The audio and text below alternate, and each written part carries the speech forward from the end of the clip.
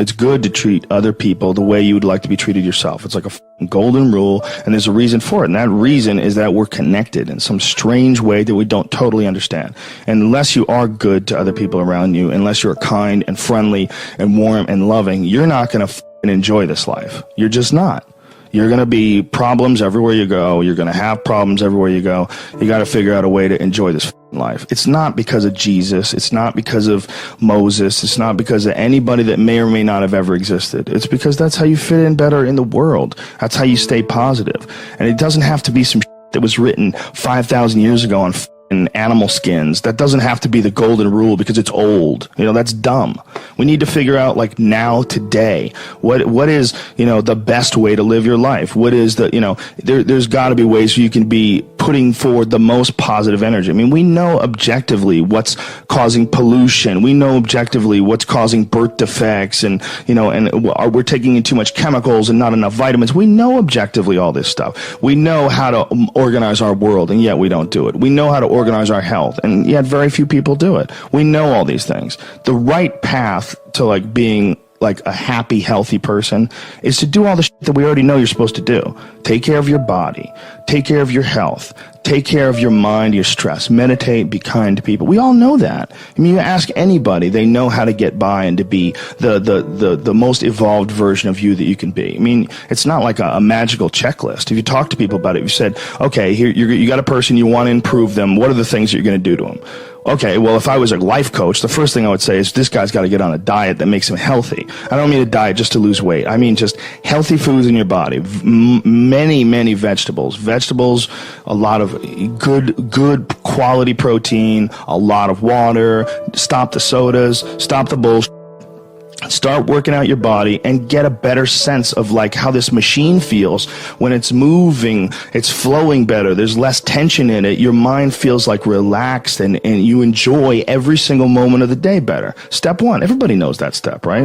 What's step 2? Be cool to people. Be nice to as many people as you can. Smile at as many people as you can. Have them smile back at you. Tip well when you go to restaurants. Just do the most you can. Be as nice as you can, and just still manage to not have people walk all over you. Just get through this life as nice as you can. What else? Do what you want to do with your life, right? Don't go be doing something you don't enjoy. Don't do something don't get locked into, a car that you can't afford and doing something crazy because you need the money. Don't do that. Do what you want to do. Do what the is it that you really want to do? Because if someone else is doing it, you can do it. I mean, everybody makes their own path through this world, but a lot of people don't follow the path that they really feel pulled to. Just for whatever reason, they got negative programming. When they were kids, someone told them they couldn't do it, or told them to take the shortcut, or take the shore route. That's a sad thing, man, when you talk to dudes, especially like talented dudes, and they don't follow up with what they want to do, There's a bunch of people that will say, yeah, well, I have a family, so, it's a great idea for you to just go out there and go crazy. I have people to support. You need to listen. Stop saying that. Stop saying any of those things. Every single person who has ever done anything worthwhile or exceptional or difficult or extraordinary, anyone, whether it's great artists or authors or mathematicians or whatever it is, everyone encounters difficulties. There is no easy road. It does not exist. It is impossible. Everyone has issues. If you have time to pursue a hobby, if you have time to do anything in your life, you can better yourself. And here's one way you never better yourself. When you come up with excuses for why other people are successful and you're not. That is dangerous. When you give yourself an escape. Yeah, well, that's easy for you to say. You do this, you do. Trust me. Everybody has a hard road. I wanted to jump out a window several times during my young life. I wanted to jump in front of a train and just end it because it's too much pressure. Not really. But you know what I'm saying. Theoretically. We all go through hard times. We all go through depression. We all go through doubt and then moments in your life where it's really difficult and you're trying to figure out what your path is going to be. It's hard as shit. But Stefan and I were talking about this before the podcast starts, that is what makes you a person. And those difficult moments are what build your character. Show me a great man who's the son of a great man. That's what we're saying. These kids that are born billionaires, you're You're never going to be a self-made person. You have a backup trust for your backup trust for your trust, and you're f***ed, man. I'm fascinated by martial arts. I'm fascinated by comedy. I'm fascinated by many, many different things. I don't understand when people say they're bored. Because if I had the time to live 100 lives, I'd be speaking different languages. I'd be living in different countries. I would try a number of different careers, because I think there's a lot of unbelievably fascinating, puzzling, complex things that you could study in this world. That's just me and my personality, but that's a personality also that I've cultivated over years of challenges. Were you like that as a kid too? Well, I was involved in martial arts very early, and I think that is one of the things that motivated me to explore difficult tasks, because through difficult tasks you learn an incredible amount about yourself, and you through the fire of competition you get to understand motivation, you get to understand the resistance that you have inside your mind to doing hard work, you get to understand the rewards of discipline. Like, you don't truly appreciate relaxation unless you've worked hard, and that is the yin and the yang of life. And I've said this to the point of people getting sick of it, but one of the worst decisions a man can make, I can only speak for men, obviously, is to be comfortable. I don't think you should try to be comfortable. I think what you should try to do is try to earn comfort. And if you can get a day off where you've worked hard and you've accomplished goals, that day off will be so sweet. When I work hard and I sit in front of the TV, I enjoy the shit out of it. I put my feet up, I have a nice drink, I enjoy my free time. Chairs that nids your back or something like that? I do have one of those. Do you really? Those are great. They're great, right? Yeah. I don't use it that much though, honestly. I'm more of a workaholic than I should be, probably. If the balance was, I probably should relax more than I do, but I never feel like I earned it. But that's part of the reason why when I do feel like I earned it, I can enjoy it.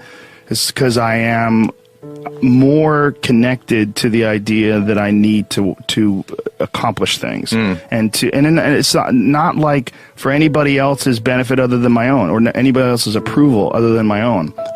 When I have a task, whether it's today I'm going to write 1,000 words, or 2,000 or whatever the number is. If I don't do that, I write things down. Like, I'll write down a list of things that get accomplished that day. And if I don't accomplish that, I'll get sick. Like, it'll drive me crazy. If I can't fill out that list, that drives me nuts, but that's what led me to be a championship level martial artist. That's what led me to achieve it's like that. It's the reinforcement of those goals, like understanding that you can achieve those goals. It's going to be difficult. You're going to push through the difficulty, and then you're going to understand what difficulty truly is, and how much of it is just mental, how much of it is just in your mind, this adversity to difficult task or to struggle. And a lot of people have that. They're scared. They're scared of complications. They're scared of failure. Failure is a big one that people are afraid of. But failure is one of the most important things you could ever have as far as like the motivation to do things differently. One of the reasons why I think that I'm good at friendships and relationships is because I've failed at them in the past. One of the things that I'm good at comedy is because I bombed on stage. One of the reasons why I'm good at work is because I've been a worker in the past, and I know the feeling of failure, the feeling of shame, of being like a weak, non-motivated, lazy person. It's a weak feeling. You don't respect yourself. And I have this phrase that I use all the time to people to try to motivate people. I say that be the hero in your own movie. Pretend that if your life was a movie and your life started now, what would the hero do? What would the person that you respect do? What would the person that you admire, the person that inspires you, what would they do? Well, do that and if you do that, you slowly build momentum. Today I did what I wanted to do. Today I started a class in yoga. I did this. I did all these things that I was saying I wasn't going to do, and now I feel momentum. And momentum is a very important point in people's lives. That's why some folks don't like to take days off, because they feel like they're losing momentum, and they sort of have to restart the wheel up again after a vacation. And there's a lot of folks that live life on a cushy cloud of marshmallows and bullshit, and then one day something goes wrong. And I mean, that's why spoiled kids are so sad. Like, a spoiled young boy is one of the saddest things ever. A young boy that becomes a man and can't take care of himself, and his dad has to keep on rescuing him. His dad has to keep on bailing him out of situations and giving him money. I've met guys like that, and that is a crippling affliction when they don't have the character themselves to be able to get by in life. They constantly need someone to help them and bail them out. Even as a grown man, I've met guys in their 40s that still need help from their parents. I'm like, what the man? You're never going to get it right, because somewhere along the line they didn't face enough of the adversity to realize that there's sometimes you just got to get up and get shit done. There's sometimes where you have to pull yourself up and you have to push forward even if you want to stay in bed. And if you don't do that and you just keep calling on your daddy and your daddy keeps rescuing you, you never develop those tools. You never develop that ability to recognize what you're doing wrong with your life, because you're soft. You got a cushiony, you got a safety net for your safety net. If you had a kid, obviously you do have a kid, but say if you had like a 20-year-old and he's just a doper, where he wake and bakes and doesn't get anything done, he's just always like hanging out with his friends and playing video games, and he's just a loser. Yeah. I wish there was a way you could show someone like that, like, I know that you're getting some comfort and satisfaction out of just laying around, doing nothing, eating, getting fat, but your life would feel better and richer if you had a goal, you chase that goal, you accomplish some things, and you would get this boost of confidence, you'd get this boost of self-esteem, like whatever it is that you're into doing. Maybe you're into drawing comic books, maybe you're into making pottery or sculptures, but find whatever the that is and pursue that instead of doing nothing. Like the people that are doing nothing, those are the real people. I mean, look, doing something might be as simple as like that Alex Honnold guy. He just climbs rocks, but he's world-class rock climber. It's something. And it's also a goal of his, and he's also the best at it, right? Yes, yeah. But those people who smoke pot all day and do that, those are also the guys who hate on Joe Rogan for being in shape, you know what I'm saying, or being disciplined, or get on Kevin Hart's Instagram and hate on him, you know what I'm saying? Because they don't, it's their own insecurities. I see what you're saying, but I would assume they would get motivated by seeing other people do something with their lives. Like that should be motivating, not but if you grew up with losers and you're around a bunch of people with shitty attitudes, especially if it's in your household. I was very lucky that both my mom and my stepdad, they're the least hater people I've ever met in my life. They're just not haters in any way. Like if someone's doing well, they're always like, wow, look at this guy, or like, wow, look at her, or wow, look at him. There was never any hate in my house in terms of other people's success. But if you grew up with a dad and your dad's like, yeah, all these rich assholes, this you think she's a badass, and this, there's people that look at other people's success, and instead of saying, wow, that guy did a lot of work, like the way I'm a successful person, but the way I look at Kevin Hart, he exhausts me, or The Rock. Those guys exhaust me. I'm like, Jesus Christ, like I feel lazy next to those guys. Like they do so much. Like those guys are so overbearingly ambitious, but some people, they see that and they compare themselves and they don't like it, so they start getting really shitty. And it's like a natural feeling to try to chip away at that person. And the worst people that are the people that don't have a good self-judge, that everything they do is awesome. Those never grow anywhere. Right. I mean, that's a huge issue with comedy. When you run into people that have terrible comedy sets but think they did great. Like Greg Fitzsimmons and I would always talk about that with like open micers. Like there's people that hear phantom laughs, like they think they're doing great, and they have this delusional self-opinion where everything they do is awesome, and they don't know why they're not successful already. They don't know why they're not famous. And those people, I believe, I mean, in some sort of a weird narcissistic way, you could look at it this way, that those people are there to teach you.